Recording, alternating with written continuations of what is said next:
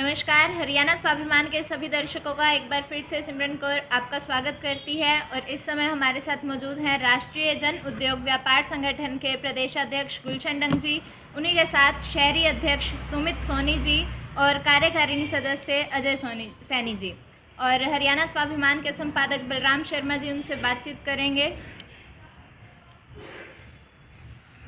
गुलशन जी, बड़ी चर्चाओं में पिछले कई दिनों से आप बड़ी चर्चाओं में हैं, विशेषकर जब से आपने इसके राष्ट्रीय जन आयोग के प्रदेश अध्यक्ष बने हैं। उससे पहले आप संयोजक बनाए गए थे।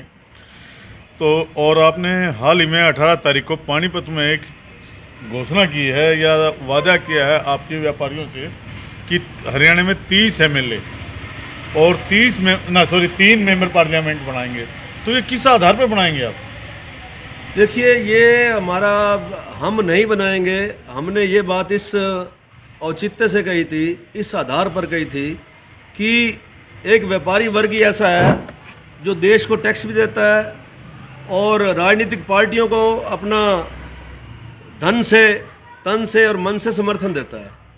हम उनको, सरकार को भी पैसा देते हैं और पॉलिटिशियन पार्टीज़ को भी और पॉलिटिशियंस को भी सहयोग करते हैं। उनकी राजनीतिक, उनकी चाहे MLA बनते हैं चाहे MPs बनते हैं, उनमें सहयोग करता है। मैं 18 तारीख को जो मैंने ये घोषणा की थी कि भाई 3 मेंबर पार्लियामेंट हरियाणा से और 30 विधानसभा के हमारे MLAs जो बनेंगे, हमारे को जो भी राजनीतिक पार्टी हमारे को ये सीटें देंगी, हम उस राजनीतिक पार्टी का समर्थन करेंगे। नहीं डंग साहब, एक इसमें बड़ा सवाल आता है कि एक पार्टी आपको 30 MLA बना देगी तो आप तो सरकार बना लेंगे, पार्टी कौन देगी फिर आप? देखिए, सरकार तो हम चलाते हैं। सरकार हम नहीं, सवाल ये नहीं, मेरा सवाल ये है कि अगर इसमें मेरी स्थिति स्पष्ट है। हम व्यापारियों के लिए चाहते हैं कि हमारी समस्याओं का समाधान हो और समाधान हम इन राजनीतिक आदमी पार्टियों को वोट भी देते हैं और उनके पीछे हम चक्कर भी काटते हैं कि हमारी समस्याओं का समाधान करें। हम राजनीति में अपनी भागीदारी चाहते हैं। डंग साहब, जो 30 आप कर रहे हैं, 30 विधायक हम बनाएंगे और 3 मेंबर पार्लियामेंट, सवाल ये, अगर 30 विधायक आपके साथ होंगे तो आप तो प्रदेश के मुख्यमंत्री हो जाएंगे। नहीं, ऐसा मैं बिल्कुल, ना तो मैंने MLA बनना है ना मुख्यमंत्री बनना है जी। ये स्पष्ट है। हम तो अपने व्यापारी साथियों को जो सक्षम है इस क्षेत्र में और वो जो जिनकी चाहत है, हम उनको आगे लेकर आएंगे। हर क्षेत्र से, हर विधानसभा क्षेत्र से उनको आगे लेके आएंगे और जो हमारे को राजनीतिक पार्टी इस बात के लिए प्लेटफॉर्म देगी कि हमने आपके MLA बनाने हैं और MP बनाने हैं, हम उनको, स्थिति स्पष्ट है। डंग साहब, एक मेरा बड़ा सवाल ये है कि आप ये बताइए, 30 एक ही पार्टी आपको अगर विधायक देगी या 30 टिकटें देगी तो अदर्स जो पार्टी है वो आपको टिकट देगी या नहीं देगी, या सभी कोई भी विधायक आपके व्यापार मंडल से आ जाए आप उसी को सपोर्ट करोगे? मैं व्यापार मंडल से जिस भी, कोई भी विधानसभा से जो अपना एक सक्षम हमारा कोई कैंडिडेट होगा और वो पार्टी हमारे को कहेगी कि हम इस पार्टी को, इस हमारे कैंडिडेट को टिकट देती है, तो हम उस पार्टी का समर्थन करेंगे। मेरा सवाल सीधा आपसे ये है कि अगर सपोज करो 10 बीजेपी वाले ने दी, 25 बीजेपी ने दे दी, भाजपा ने, और 10 कांग्रेस को व्यापारी दे दिया, तो आप किसको सपोर्ट करेंगे फिर इस मैटर पर? मैं तो एक सूत्रीय कार्यक्रम है, जो पार्टी निश्चित तौर पर एक ही पार्टी हमारे व्यापारी साथियों को 30 सीटें और 3 विधानसभा क्लियर कट डिक्लेयर करेंगी, हम उस पार्टी को समर्थन करेंगे। यानी 3 मेंबर पार्लियामेंट और 30 विधानसभा हमारे MLAs। अच्छा, आपके प्रदेश के अध्यक्ष व्यापारियों के रहे हैं बजरंग दास गर्ग, आज भी हैं, और आपके बड़े शुभ चिंतक थे, आप उनके काफ़ी क्लोज थे। ये अचानक दरार कैसे आ गई? देखिए, जहाँ तक लड़ाई लड़ने की बात है, मैं पहले रोहतक से ट्रेडर्स एसोसिएशन का जो मेरा एक राजनीतिक कैरियर है, मैं रोहतक से स्टार्ट हुआ व्यापारियों की लड़ाई लड़ने के लिए। बलराम जी, आपको पता भी है, आपको मेरी कार्यशैली का भी पता है, शुरुआत से लेकर, और उसके बाद मैं सचिव रहा, उसके बाद मुझे रोहतक का प्रधान बनाया गया।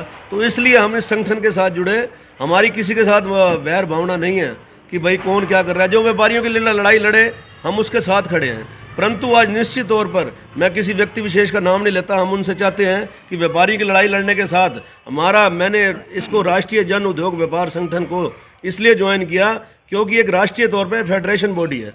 ये कोई एक व्यापार की, इसमें सारी चीज़ें, छोटे से छोटे व्यापारी से लेकर बड़े से बड़ा इंडस्ट्रियलिस्ट तक, इसमें जितने भी वेरिएशन ट्रेड्स हैं हम उनको जोड़ने का काम करेंगे, चाहे वो कोई भी आपने जिनका नाम लिया है वो भी हमारे साथ जुड़ने को लिया है, तो हम उनके लिए तैयार हैं। नहीं, इस संदर्भ में आप जो विभिन्न व्यापारी संगठन है आपके प्रदेश में, क्या उन लोगों से आप बात करेंगे संगठित होने के लिए? बिल्कुल करेंगे, उनको आमंत्रित करेंगे कि आप आइए हमारे साथ। एक राष्ट्रीय स्तर पर जुड़ने का एक जो प्लेटफॉर्म है, एक नीचे गली से लेकर व्यापार से लेकर ऊपर राष्ट्र स्तर तक, हम इसको एक जोड़ने का, एक कड़ी में, एक सूत्र में पिरोने का काम करेंगे। वर्तमान सरकार से आप कितने खुश हैं?